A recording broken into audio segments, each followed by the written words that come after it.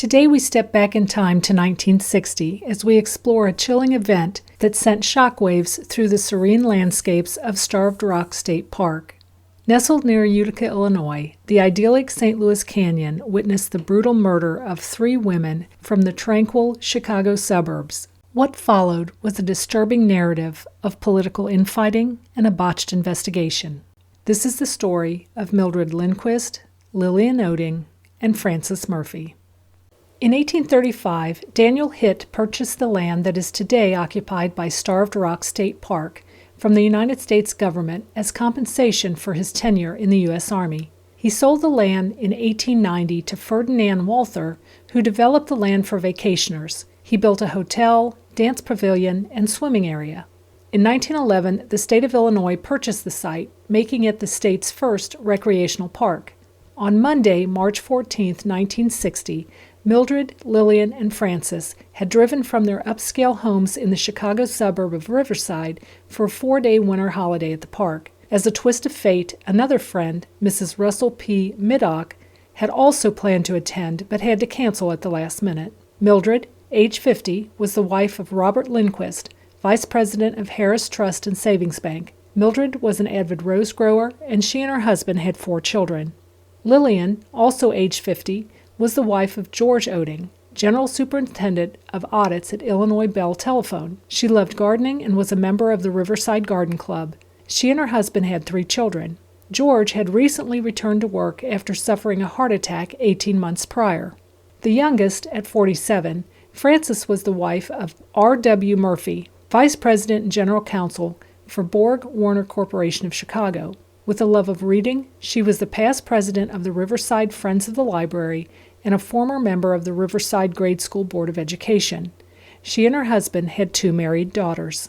The families were friends, living just 5 miles away from each other, and all were active in the Presbyterian Church of Riverside, which all 3 families attended. The trio also shared a love of outdoors and hiking. The women had been planning their winter holiday for several weeks, wanting to spend some time together playing cards and reading, and to give themselves a break from the routine of housework. Frances had driven the trio in her gray station wagon. They arrived at the lodge at about 12:15 p.m. After checking into room 109, a 2-room suite, the friends had lunch and then set out for an afternoon of hiking and birdwatching. It wasn't terribly cold, about 30 degrees. Skies were bright and several inches of snow was on the ground. The women were appropriately dressed for the hike, wearing gloves, coats, and galoshes over their shoes. The time was approximately 1 p.m. A truck driver traveling north on 178 reported seeing the 3 women at the west end of Bluff and St. Louis Canyon trails about 1:40 p.m. It would be the last time the trio was seen alive. As they were enjoying the beauty of the state park, Lillian took pictures of her friends with her Argus C3 camera. Film found in her camera after the killings showed that about 400 feet from the lodge at Sunset Point, Lillian took the first of 4 pictures she would take that day. Another 900 feet further along, another 2 photos would be taken at Sac Canyon. The women would continue along Bluff Trail until they were spotted at 1:40 p.m. by the truck driver at the west end of Bluff and St. Louis Canyon trails. The trio would split from the dual trails and continue down the St. Louis Canyon Trail. When they reached the waterfall at the end of the trail, Lillian took a picture of Frances standing next to the frozen falls. These facts are undisputed and borne out by the evidence of eyewitnesses in the camera film. It is presumed that the trio then headed back up the trail to likely return to the lodge, when it is theorized they encountered their attacker at the small footbridge on the trail, approximately 800 feet from the waterfall. It is assumed an altercation ensued as fragments of a comb Lillian was wearing in her hair was found there. It's also theorized that the women were somehow made to walk back towards the waterfall, with another struggle ensuing about 300 feet from the cave, at the location where Lillian's camera strap was found. That evening, snow would begin falling and the park would be covered with 12 inches of snow. The disappearance of the women would not be discovered until Wednesday morning, when Frances's husband, alarmed by the heavy snowstorm crippling northern Illinois, called the lodge to check on her. Not being able to make contact with their wives, Robert Lindquist and R.W. Murphy immediately set out for the lodge, arriving in the late morning of Wednesday, meeting up with the LaSalle County Sheriff's Office. Sheriff Ray Utze immediately organized search parties to look for the women.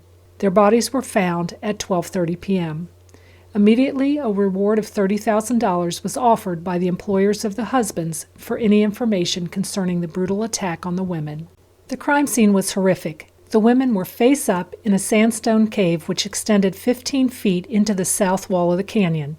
2 of the women were naked from the waist down, the third still wearing a girdle. Shreds of clothing lay strewn around the bodies. They had been beaten so severely in the head that police were unable to identify who was who at the scene. Bruises covered their bodies. Wounds indicated the women had fought for their lives. The bodies had obviously been dragged into the cave, and one set of footprints, partially obscured by the fresh snow, led from the cave entrance to the canyon side. The right overshoe was missing from one body, and under the discarded shoe was found a pair of broken, shell-rimmed glasses. A woman's car coat was crumpled at the feet of another. Pieces of red cord was found around the wrists of 2 of the women. Police theorized that the 2 were tied together while the third was attacked. The fingertip of one woman was missing. 18 strands of brown hair would be found in Lillian's hand, and 8 strands of blonde hair was found in Frances's glove. There were blood spots on the path leading into the canyon and streaks of blood on the floor of the canyon. A bloodied tree log about 3 feet long was found nearby. By this time, the snow in the canyon was knee-deep and the temperature was 22 degrees. After being examined under the floodlights for 2 hours, the bodies were transferred to the Ottawa Funeral Home for autopsy. The investigation into the murders was controversial, to say the least. Joseph Bibb, State Director of Public Safety, publicly admitted that the State Crime Lab goofed and muffed the examination of evidence. According to news articles of the time, the LaSalle County Sheriff was squabbling with the state's attorney's office, who made the foolish decision to send the evidence to the incompetent State Crime Lab instead of to the better facilities and technicians at the FBI or Chicago or St. Louis police departments. As evidence of this incompetence, the State Crime Lab failed to find the rings of 2 victims, even though the rings were inside Lillian's gloves. The reading glasses of another victim were not found, even though they were in her jacket pocket. These items, known to have been with the victims, were listed as missing by the State Crime Lab, but subsequently found by LaSalle County officials once the clothing was returned to their jurisdiction. For several weeks, the lab failed to report that bloody fingerprints were found on the clothing of 2 of the victims. Hair found in the hand of one of the women was misidentified. This hair and other evidence was handled by multiple people at the lab, making it almost useless as evidence at trial. While initially thought to be easily solvable with the amount of evidence collected, political fighting among officials dashed that hope. Early on, police theorized that the women did not have enough time to hike to the location where their bodies were found, although this would ultimately be proven incorrect based on the photos taken by Lillian that day. The time the crime occurred was determined to be 2:30 p.m. There is no indication police changed this timeline based on evidence to the contrary. The working theory was that someone had followed the women planning to either rob them or sexually assault them. Police began trying to develop suspects, interviewing 26 guests along with all the lodge employees. They also prepared questionnaires they sent to the chiefs of police in the towns where 7 other lodge visitors lived in order to determine if any of them had traveled by automobile to the area where the bodies were found. All residents in the area's 17 motels were being looked at, along with every sex offender in LaSalle County. 3 young men captured for school break-ins were questioned about the murders, along with 2 Chicago burglars, a vagrant from New York that was in the area, and a hitchhiker passing through. Police also appealed to 3 men who were seen at the canyon entrance in a tan and beige 1958 Chevrolet 2-door sedan. They believe these men may have overheard a conversation between the 3 women and a stocky, red-haired man about 5 feet 9 inches tall, wearing a fingertip-length coat with patch pockets and Levi's or blue-colored pants. A witness would come forward to say that he saw a 1959 light gray or white station wagon in the parking lot at the entrance to the St. Louis Canyon. This car was later seen about 4:30 p.m. at the entrance to Hennepin Canyon on Route 71. The driver was never identified. Movie film taken in the park the day of the murders by Reverend Aubrey Heflin, a roving evangelist from Des Moines, was analyzed. As it was primarily shots of the park's winter beauty, it did not yield anything of evidentiary value. In July, police brought in college intern Bill Jansen to go over all the reports to see if there was something overlooked. His report would later criticize the handling of the investigation, citing incomplete autopsies, lack of adequate pictures of the crime scene, unsatisfactory interrogations, and a failure to preserve the crime scene. In the weeks following the murders, residents of the area were aware that a psychotic killer might be in their midst. Streets were noticeably devoid of pedestrians in the evening, and business at the local pubs fell off sharply. Women who prior to March 16th thought nothing of venturing out alone at night to attend club meetings, go bowling, or to the movies, now stayed home or made sure they were accompanied by a friend. Men who had to go out in the evening returned home earlier than usual. City police stepped up their patrols. Strangers were stopped by police for questioning. Finally, police turned their focus to 21-year-old Chester Wager, a dishwasher at the lodge. What tied him to the crime scene was pieces of a torn-up letter found on the trail near the bodies.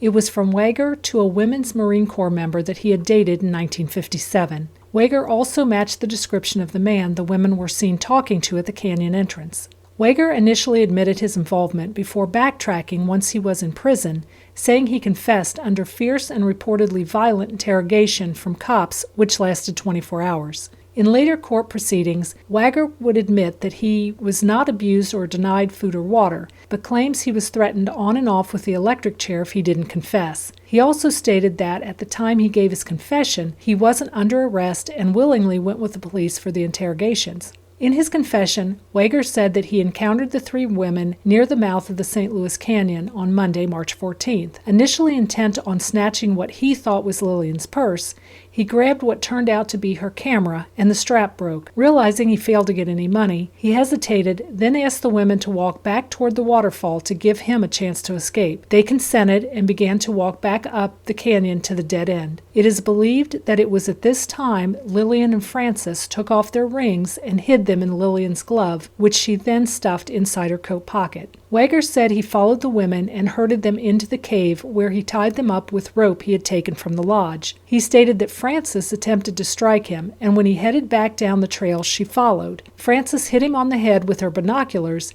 and he hit her with a piece of log. He claimed she fell, and he thought she was dead, so he picked her up and carried her back to the cave where the other two had managed to get to their feet. One tried to scratch him, although he did not say which one. This caused him to grab the log again and beat the women to death. He left the victims where they were at first, but after seeing a plane lazily circling above the canyon, he dragged them inside the cave so they couldn't be seen from the air. He said he arranged the women so it would appear they were sexually assaulted, although they were not. After the killings, Wager stated he had washed his hands in the canyon and again when he returned to the lodge. He played the pinball machine for a while and threw some coal in the bin for the night watchman. He said the bloodstains on his pants were not noticeable, and he hadn't noticed the stains on his jacket until someone pointed them out.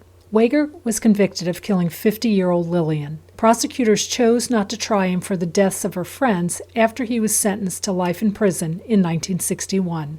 This case became fodder for political fighting between the governor and the mayor of Chicago. Then State's Attorney Harlan Warren was publicly accused of obtaining the confession after bungling the case and losing his re-election bid. This case would be pivotal in the battle whether the state lab should remain independent or come under the control of the state police. Wager, 83, was paroled in 2019 for good behavior in prison after serving nearly 6 decades. However, he wasn't clear to the killings. His lawyer, Andrew Hale, who specializes in wrongful convictions, feels that new bombshell evidence in the case will prove that Chester Wager did not kill Lillian, Mildred, and Francis that March day in 1960. Results of a recent DNA test confirmed that a hair recovered from the gloved left index finger of Francis Murphy belonged to one of 4 brothers, all of whom are now deceased, who were from the Starved Rock area. Hale urged State's Attorney James Glasgow to vacate Wager's conviction in the murder of Lillian Oding. Hale also points out that the murder weapon, a log, wasn't from anything growing in the park, as well as to testimonies from 2 different people that include strong evidence indicating other parties were responsible. Hale stated he could not understand how a court was persuaded to think Wager single-handedly killed 3 women and then moved them without bloodying his jacket before calmly returning to work. All 3 women were at least 5'6", athletic, and fought with their attacker. Alice Baum, sister of Harold Rona, has alleged that $25,000 was given to her brother for his involvement in the murders. Who paid the money is unknown, although she says one of the husbands planned and put up the money for the killing of his wife, saying he was seeking a divorce which she wouldn't agree to. Hale pointed to an affair of husband Robert Murphy and the birth of a boy 2 months before the murders as probable cause in the murder-for-hire plot. Alice also claims that the Gorman house, just off Route 178, was the actual murder location. Then the 3 brutally beaten bodies of the women were lowered into the canyon by rope or chain. That house burned down immediately after Wager was sent to prison. Alice stated that her brother never mentioned the log as the murder weapon, but she did recall an unidentified man wanting to buy his hammer back at an auction of her brother's belongings. She suspected that it would have been the murder weapon. At the time, she suspected her brother was the Starved Rock murderer, also believing he was involved in 13 other killings, but never tried in court. A strand of hair found on the glove of Francis Murphy may hold the key for one of the most infamous cases in American history to finally reach a conclusion. On the flip side, with the known issues in the initial handling of the evidence at the Illinois State Crime Lab, it is not inconceivable that the hair got on the glove in a less than nefarious way. While Chester Wager could certainly be an innocent man wrongly convicted, he did confess and has failed 24 times in attempts to clear his name. The new breakthrough, which may point to a different killer in the infamous case, is intriguing. However, it is by no means a slam dunk. Thank you so much for watching. Until next time, stay curious, stay vigilant, and may the truth reveal itself in the shadows.